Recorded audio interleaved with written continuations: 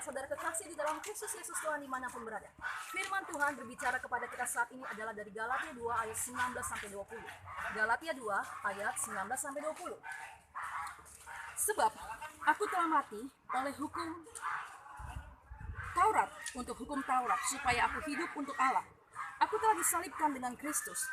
Namun aku hidup, tetapi bukan lagi aku sendiri yang hidup, melainkan Kristus yang hidup di dalam aku. Dan hidupku yang kuhidupi sekarang di dalam daging adalah hidup oleh iman dalam anak Allah yang telah mengasihi aku dan menyerahkan dirinya untuk aku. Mari kita berdoa. Bapa di dalam surga, di dalam nama Tuhan Yesus, kami bersyukur Tuhan buat kasih-Mu Tuhan yang terus menyempurnakan kami. Sehingga pada saat ini Tuhan, firman-Mu yang berbicara bahwa kami hidup tetapi bukan kami lagi yang hidup, melainkan Kristus yang hidup di dalam kami. Maka Tuhan berbicaralah, Engkau urapilah setiap kami Tuhan, dan berkatilah setiap kami sehingga semakin hari kami menjadi pribadi yang Tuhan kehendaki. Datanglah kerajaan surga-Mu di bumi seperti di surga, sebab firman Tuhan diberitakan dan firman-Mu bekerja dengan kekuatan-Mu yang tidak terbatas. Di dalam nama Yesus kami sambut firman Tuhan. Haleluya. Amin. Siapa yang tidak kenal dengan Rasul Paulus? Hampir sebagian besar Perjanjian Baru ditulis oleh seorang rasul yang luar biasa bernama Rasul Paulus. Dia adalah seorang pandai, pintar, cerdas, dan cendekiawan. Tapi di masa lalunya dia adalah seorang penganiaya jemaat Tuhan. Dia seorang yang memburu murid-murid Kristus. Tapi perjumpaan dia kepada Tuhan mengubahkan segala sesuatu. Sehingga dia mengatakan bahwa dia hidup, tetapi bukan dia lagi yang hidup, melainkan Kristus yang hidup di dalam kehidupan.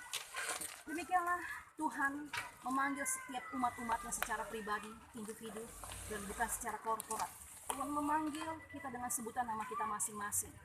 Tuhan memanggil kita dan membawa kita kepada perjumpaan dengan Dia secara pribadi. Sehingga setiap orang memiliki latar belakang yang berbeda-beda dalam perjumpaan dengan Tuhan. Setiap umat manusia memiliki proses perjalanan yang berbeda-beda, tetapi semuanya adalah satu di dalam Kristus Yesus Tuhan, untuk mengenal Dia dalam segala kepenuhan kasih-Nya yang melimpah. Haleluya. Firman Tuhan yang hari ini berbicara bagi kita semua, sungguh secara pribadi saya merasa, saya tahu bahwa ini ada sesuatu yang luar biasa bagi kita. Dan bagaimana kita menangkap dan menjadikan ini menjadi suatu kehidupan dalam kehidupan kita. Menyadari bahwa segala sesuatu yang terjadi dalam kehidupan kita adalah semuanya oleh karena seizin dan sekehendak Tuhan. Sering kita mendengar firman Tuhan yang berkata, yang tidak jauh dari ayat ini adalah dari Lukas 9 ayat 23. Lukas 9 ayat 23. Mari kita buka Lukas 9 ayat 23. Saya akan bacakan. Katanya kepada mereka semua, setiap orang yang mau mengikut aku, ia harus menyangkal dirinya, memikul salibnya setiap hari dan mengikut aku. Setiap orang yang mau mengikut aku, ia harus menyangkal dirinya, memikul salibnya setiap hari dan mengikut aku. Seringkali digambarkan keadaan, tantangan, penderitaan, tekanan yang kita hadapi itu adalah sebagai salib dalam mengiringi kepada Tuhan. Tapi sesungguhnya orang-orang secara umum, baik orang percaya maupun belum percaya, tetap menghadapi suatu namanya musim kehidupan. Ada tantangan, ada tangisan, ada sukacita, ada pergumulan, ada doa-doa yang diharapkan untuk suatu keadaan yang menjadi lebih baik. Tapi bagi kita, orang-orang yang percaya kepada Kristus Yesus Tuhan, memikul salib artinya adalah menaruhkan segala keinginan kita, kehendak kita kepada kehendak Bapa di surga. Apakah doa-doa yang kita panjatkan, doa-doa yang kita naikkan adalah semata hanya untuk kepuasan diri kita? Adalah hanya untuk semata penghargaan yang diberikan orang kepada kita? Atau segala sesuatu yang kita minta adalah supaya nama Tuhan dipermuliakan, supaya Tuhan senang kepada kita? Memikul salib artinya menaruhkan segala keinginan kita, menaruhkan segala hasrat kita menjadi keinginan dan kehendak Bapa surga. Sehingga kita boleh berkata dan firman itu menjadi hidup dalam kehidupan kita, bahwa aku hidup, tetapi bukan aku lagi yang hidup, melainkan Kristus yang hidup di dalam aku.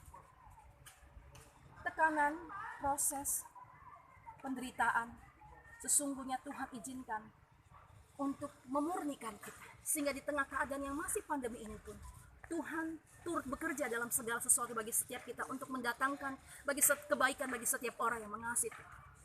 Bukanlah sesuatu yang sulit bagi Tuhan untuk memberkati kita melimpah. Bukanlah sesuatu yang sulit bagi Tuhan untuk memberikan kendaraan, rumah bagi orang-orang yang berharap dan berdoa untuk suatu keadaan yang memiliki rumah atau kendaraan. Sangat mudah Tuhan memberkati. Tetapi bagaimana kita menaruhkan segala keinginan kita, segala harapan kita dan doa kita kepada apa yang menjadi kehendak Bapa? Apakah kehendak kita, doa kita itu adalah untuk memuliakan Tuhan? Apakah lebih kepada hasrat kita kepada suatu kepuasan, lebih banyak kepada kehidupan di bumi ini, atau pada suatu kekekalan di dalam kerajaan surga? Maka oleh karena itu percayalah, Tuhan bukan tidur, atau Tuhan bukan tidak dapat memberi engkau apa yang engkau butuhkan dan apa yang engkau dan saya inginkan. Tetapi Tuhan menginginkan apa yang menjadi kehendak rencananya digenapi dalam setiap kehidupan kita, anak-anak Tuhan. Sehingga di tengah tantangan, kesulitan, bahkan saat dilecehkan pun kita boleh berkata, namun aku hidup. Tetapi bukan aku lagi yang hidup, melainkan Kristus yang hidup di dalam aku. Yang lama sudah berlalu, sesungguhnya yang baru sudah datang. Seperti Raja Daud menuliskan dalam kitab Mazmur 51, kitab Mazmur 51 ayat 9. Bersihkanlah aku daripada dosaku dengan hisop, maka aku menjadi tahir. Basuhlah aku, maka aku menjadi lebih putih dari salju.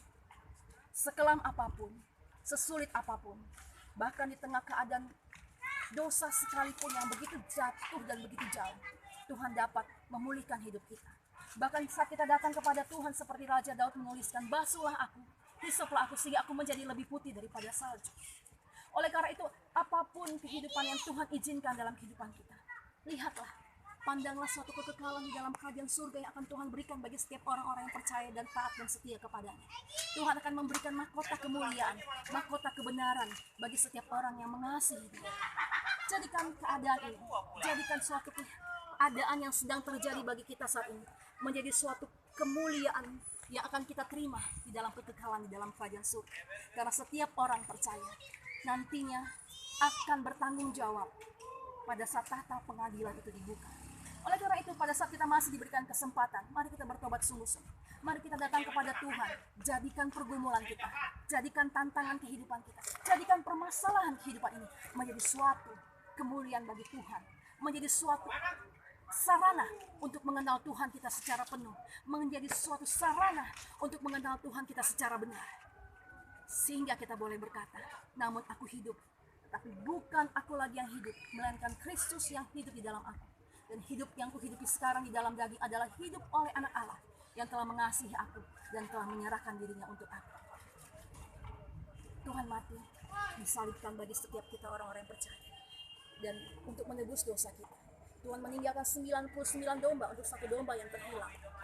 Tuhan meninggalkan 99 domba untuk satu domba yang terhilang, untuk kita datang kembali kepadanya dan menerima kemuliaan di dalam kekekalan, di dalam kerajaan surga. Mari kita berdoa. Bapa di dalam surga, di dalam nama Tuhan Yesus, terima kasih Tuhan, pada saat hari ini Engkau berbicara bagi kami.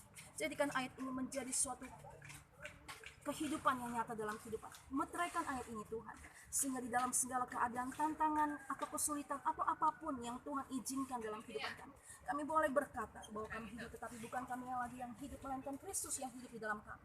Dan hidup yang kami hidupi sekarang di dalam daging adalah hidup oleh iman di dalam anak Allah yang telah mengasihi kami dan telah menyerahkan dirinya untuk kami. Kami percaya Tuhan, bahwa firman-Mu yang berkata bahwa basuhlah kami dan hisoplah kami, sehingga kami menjadi lebih putih dari salju. Bahwa hidup kami yang sekarang kami ada di bumi ini adalah hidup untuk melakukan apa yang menjadi tujuannya, melakukan amanat agungnya, untuk menjadikan semua bangsa murid, memberitakan Injil kerajaan surga, bahwa Yesus Kristus adalah Tuhan bagi kemenangan. Terima kasih Tuhan.